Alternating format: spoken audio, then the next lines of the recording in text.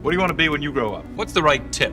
Have you called a plumber to your home lately? How superstitious are you? Would you display this as a trophy? Do you have a pet? Do you have a sweet tooth? Have you had your hearing tested lately? Planning a trip soon? Can you remember the tallest man you've ever seen? Have you ever asked yourself why some wines are named after grapes and some are named after regions? Oh.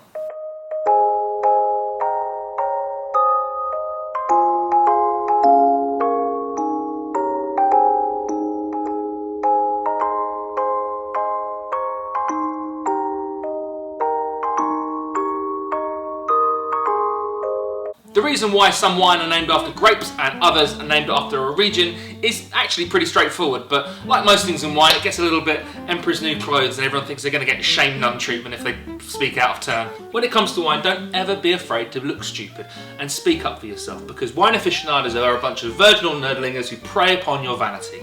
They're dicks, ignore them, I hate them, and I love you.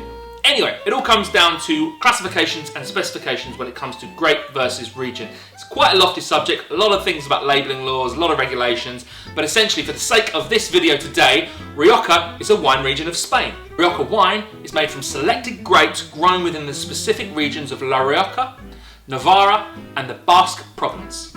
So when you're drinking Rioja, you are actually drinking a blended wine, and it can be either Rioja Blanco or Rioja Tinto. Today we're going to be discussing and drinking and sexualizing La Rioja Tinto.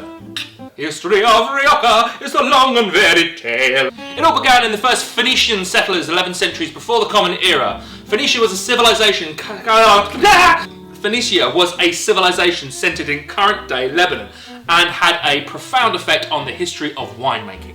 Through maritime trade, they spread not only their alphabet but also their knowledge of viticulture and winemaking. The Rioja region was later conquered by ancient Romans in the early 2nd century BCE, and vineyards were established to supply the Roman troops. Rioja wine was exported as early as the 13th century, beginning commercial production to other regions. At the turn of the 20th century, Rioja had established itself as Spain's flagship wine. Woohoo! However, at the same time, the three ancient pillars of power, aristocracy, church and monarchy, were challenged by new voices and ended up having a bit of a fucking shocker. Political discontent in the early 20th century led to 3 prime ministers being assassinated, several attempts of assassinations on the king, numerous bombings, separatism, uprising, labour strikes, hybrids of dictatorship and monarchy. In 1983, no one died. In 1984, no one died. In 1985, no one died. A bloody civil war, World War I, and a dodgy Second Republic.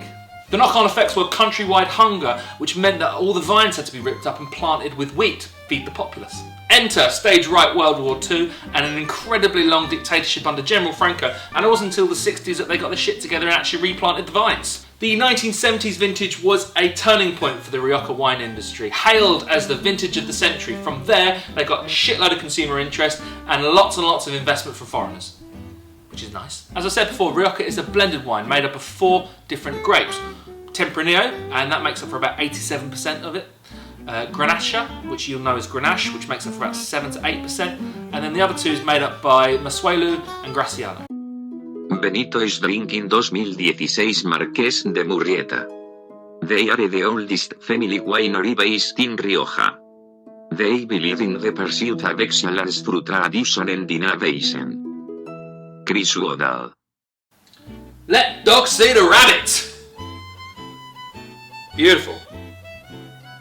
Always take time to have a look at your wine. You can often tell quite a lot about it by just looking at it. Before you've even had a smell, before you've even had a taste. By looking at your wine, you can tell quite a lot about it. This here, I can see, is red wine. Quite smoky. A lot of dark fruits. Vanilla, brown sugar. That guy who plays saxophone in the movie Lost Boys.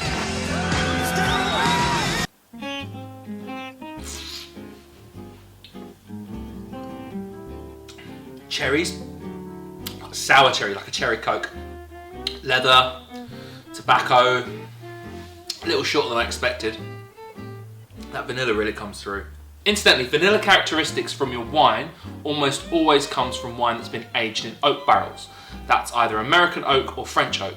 Rioja is always aged in American oak.